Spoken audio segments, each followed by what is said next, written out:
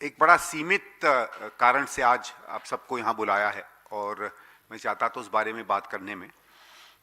कल आपने देखा होगा पिछले करीबन 15-20 दिन से जब से मनरेगा का कार्यक्रम बदला और एक नए एक्ट को भारतीय जनता पार्टी लाई, हर कदम पर हर स्तर पर क्यों इस नए एक्ट का हम लोग विरोध कर रहे हैं, इस बात का हम लोगों ने बहुत स्पष्ट रूप से उल्लेख किया।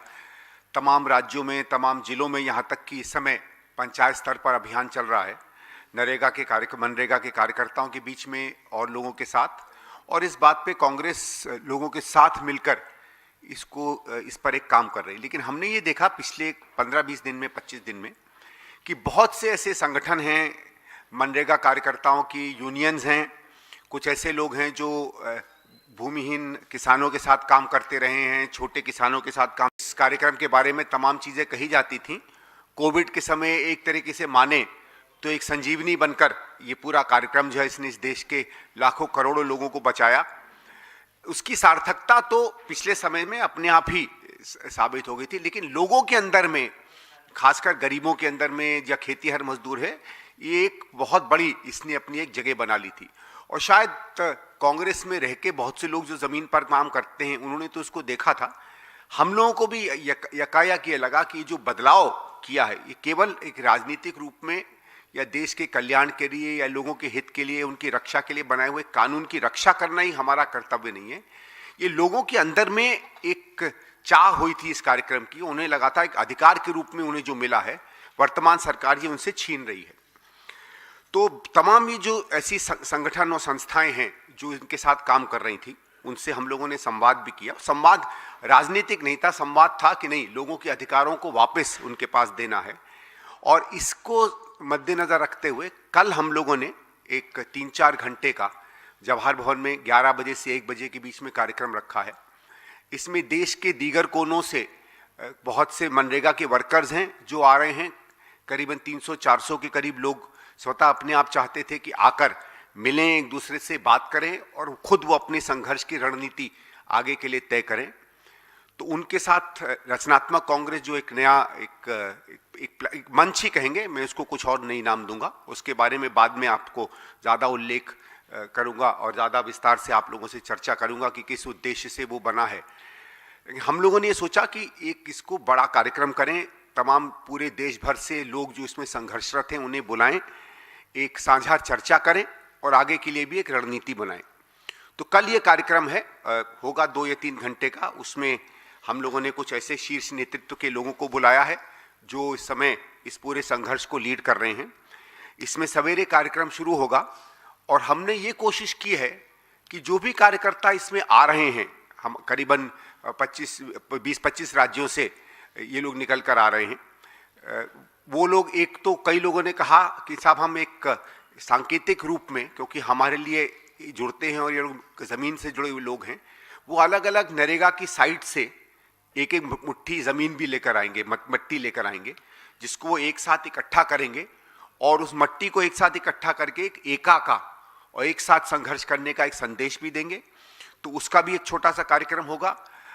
तमाम लोग अपने अनुभवों के बारे में बताएंगे, उनके हिसाब से क्यों जो कानून में तब्दीली आई है वो जनहित की नहीं है, उनकी हित की नहीं है, उस बात का उल्लेख करेंगे और कैसे वो लोग ज़मीन पर अपने अपने स्तर पर अपना संघर्ष करेंगे और हम लोग रचनात्मक कांग्रेस के रूप में भी तमाम जो राजनीतिक दल इस पुराने एक्ट के साथ खड़े हैं वो किस तरीके से अपने संघर्ष को बीच में रखेंगे। हमारी ये उम्मीद है कि कांग्रेस अध्यक्ष आदरणीय मल्लिकार्जुन खड़गे जी और आदरणीय राहुल जी भी उसमें आएंगे, लोगों से सीधे संवाद करेंगे, क्योंकि ये हम केवल कोई भाषण देने का या बात करने का ही इसको हम माध्यम नहीं समझ रहे हैं। हम समझ रहे हैं कि जब सीधे सीधे जो मनरेगा में काम करने वाले लोग रहे हैं वो जब अपनी बात कहेंगे तो उससे हमारी भी कुछ समझ बढ़ेगी, इससे और उनको क्या दिक्कतें आने वाली हैं वो भी समझ बढ़ेगी। कुछ हमारे राज्यों के रूरल डेवलपमेंट के या बाकी मंत्री लोग जो एकदम यकायक एक नया बोझ राज्य सरकारों पे देख रहे हैं वो भी अपनी बात आकर कहेंगे। जो लोग इस नई प्रक्रिया के साथ सम्मिलित रहे, कुछ ऐसे सांसद जो कमिटियों में रहे जब ये कानून बदला गया, वो अपनी बात बताएंगे कि सरकार का क्या मत था, उन्होंने किस तरीके से जनहित की और वर्कर्स की बात सामने रखी।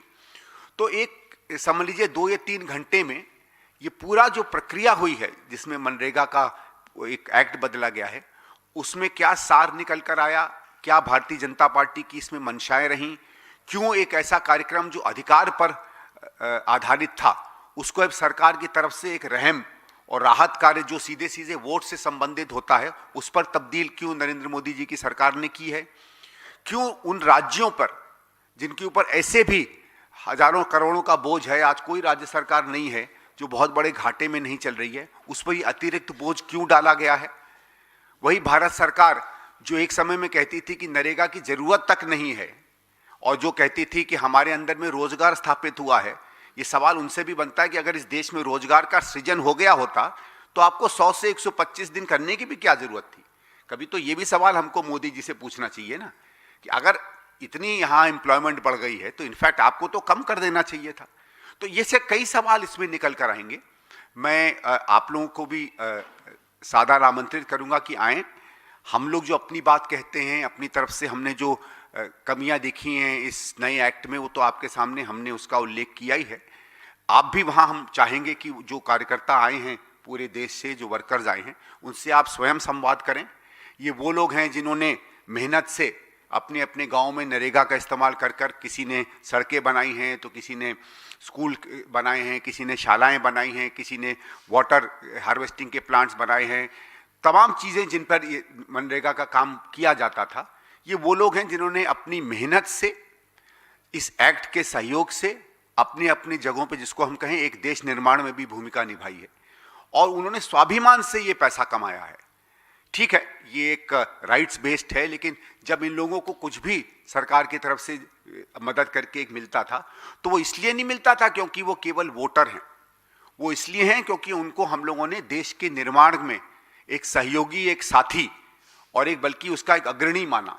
इसलिए जब उन्होंने तालाब बनाने में मेहनत की या अपने गांव के लिए सड़क बनाने में मेहनत की, या उन्होंने तय किया कि हमको स्कूल शाला चाहिए, या उन्होंने तय किया कि हमारी प्राथमिकता हो सकती है हमारे पास पंचायत घर ढंग का नहीं है, या बच्चों के लिए कोई शेल्टर बनाने की ज़रूरत है, या कोई अप्रोच रोड में दिक्कत आ रही है, या कोई छोटा बांध टूट गया है जिसमें रिपेयर की आवश्यकता है, तो अपने मन से तय करके उन पंचायतों ने, उन लोगों ने तय किया कि उनकी समृद्धि और उनके विकास के लिए क्या उनकी आवश्यकताएं हैं। सरकार उनके साथ, उनके अधिकार को पूरा करने के लिए खड़ी रही। लेकिन इस पूरी प्रक्रिया को आज नेस्तनाबूद करके आज एक राहत के कार्य की तरह, एक रहम के कार्य की तरह एक सरकार की तरफ से, जैसे आपने देखा होगा, हम नेताओं में एक बहुत बुरी आदत है कि कोई सरकार का काम होता है तो हम कह देते हैं फलाने फलाने से तोहफा। तो जब हम लोगों के टैक्स के पैसे को, जो लोगों के राहत के लिए, उनके कामों के लिए लगाया जा रहा है, उसको तोहफे की तरह हम प्रस्तुत करना चाहें, उस मेंटेलिटी से जो नया एक्ट है ये पूरी तरीके से विकसित है।